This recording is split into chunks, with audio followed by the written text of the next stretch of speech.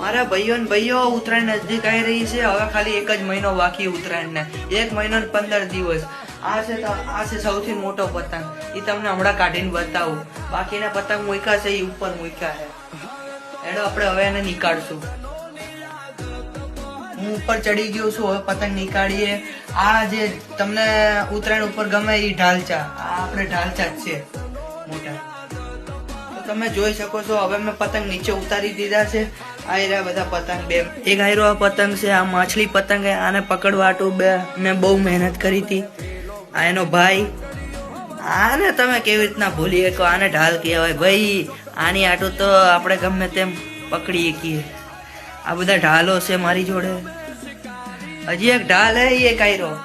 એ તમને કાઢીને બતાડું. ઓલમોસ્ટ મારી હાઈટ નો એક પતંગ છે આયરો. મારા કેમેરામાં પણ નથી આવતો આ પતંગ. તમે જોઈ શકો છો કેટલો મોટો પતંગ છે. અને એનો ભાઈ આયરો. આ એનો ભાઈ. આ બંને ઢાલ છે. આ બંને આ ઓલો ઉત્તરાયણ પર પકડ્યો હતો. આ વાસી ઉત્તરાયણ પકડ્યો હતો 2025 આને હજી હાચવીને રાખ્યો તો, ચગાયો નથી આપણે. તમે જોઈ લીધા મારા ઢાલો. એક આયરો આપણે ખબર ઉત્તરાયણ પર પકડ્યો હતો, અને આ વાસી ઉત્તરાયણ પકડ્યો હતો. આ મારો પહેલો બ્લોગ છે. Please support please.